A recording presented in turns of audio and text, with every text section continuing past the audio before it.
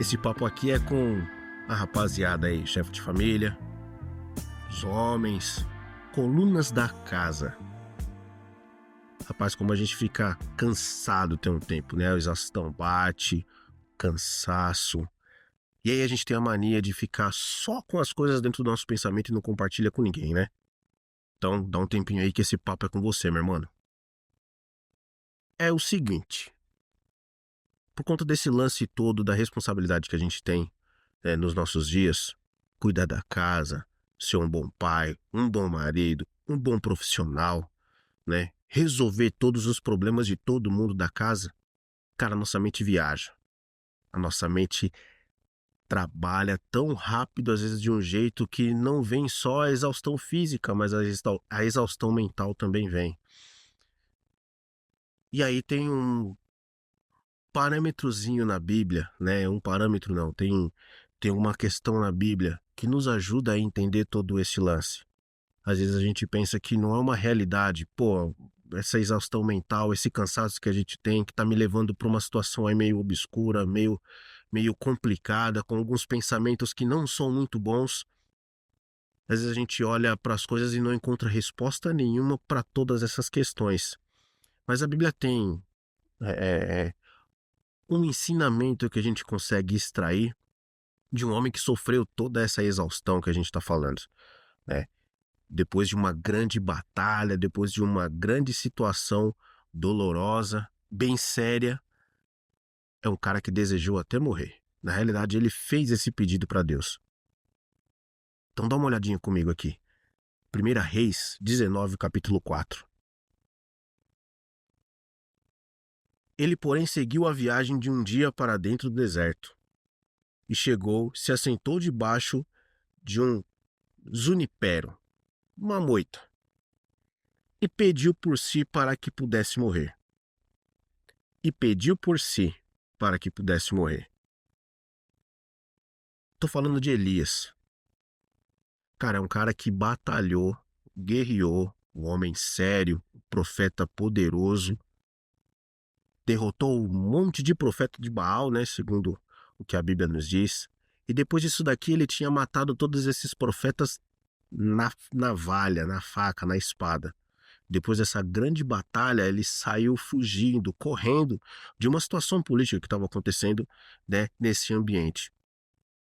Só que aí ele correu para se esconder. E quando ele se escondeu, a exaustão física, mental, o cansaço bateram. E aí o que ele desejou? A morte. Cara, pensa essa questão, como ela é bem séria. Depois de uma batalha muito grande e sair vitorioso dela, o cara deveria estar comemorando, né? Mas não, ele se viu numa situação tão complicada mentalmente e sentimentalmente, claro, que ele desejou morrer. E o que a gente aprende com essa história de Elias? A gente aprende que até os fortes se sentem extremamente fracos. De alguma forma isso acontece. Como isso acontece? Não sei te explicar, mas isso acontece. Elias era um profeta extremamente poderoso, como eu já falei. Essa vontade de morrer demonstra para a gente que mesmo com todas essas responsabilidades que ele tem, mesmo com toda essa ascensão que ele tem na cidade dele, sendo conhecido por diversas pessoas, ajudando diversas pessoas, derrotando os seus inimigos, com lutas extremamente fortes e pesadas, ele se sentiu fraco e desejou morrer. Sabe o que está acontecendo aí? A humanidade dele veio à tona. E aí a gente entende que, neste momento, depois de uma batalha muito forte, de uma dureza de ações, de uma dureza de decisões, a gente precisa reconhecer que a nossa fraqueza é um sinônimo de humanidade. E que a gente precisa entender que o cuidado de Deus ele vem de forma direta para a gente nesses momentos também. Porque não é só porque eu desejei morrer que Deus vai me abandonar e deixa ele morrer a míngua ali onde ele está. Não. A gente aprende nesse texto mesmo que o Senhor cuidou de Elias. De que forma que ele cuidou? Ele alimentou Elias. Ele deu um tempo de descanso para Elias e deu um tempo de reflexão para ele. ele descansou, ele se alimentou e ele renovou as suas forças, ou seja, ele parou tudo o que ele estava fazendo. E aí, meu irmão, eu te convido a nesse momento de loucura que você está passando aí, com a mente toda turbulenta por conta dos seus problemas, após uma vitória, mesmo se ela seja pequena ou grande, que você esteja passando, pare, se alimente, coma legal, renove as suas forças e deixe que o nosso Deus faça isso por você. Primeiro você conheça a sua fraqueza. E se você quiser conversar com alguém, é o primeiro ponto, porque a gente tem o costume de não falar com ninguém, né? Não comentar com ninguém. Chama o seu parceiro mais próximo. Se não tem o seu parceiro mais próximo, chama o seu pastor, chama algum amigo, chama alguém que precisa, que vai pelo menos te ouvir, e aí você troca essa ideia, põe pra fora. Chama o seu Deus e põe pra fora pra ele da mesma forma que põe pra fora algum amigo.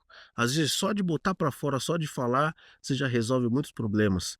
Escolhe lá aquele prato bem gostoso, sabe? Aquela comida sua preferida. Senta lá, se alimenta e, irmão, desliga. Desliga da rede social. Desliga das coisas que te aceleram, aceleram sua mente, aceleram o seu coração e dá um tempinho pra todo mundo. Pede um tempinho pra todo mundo aí e para. Relaxa. Põe as coisas no lugar.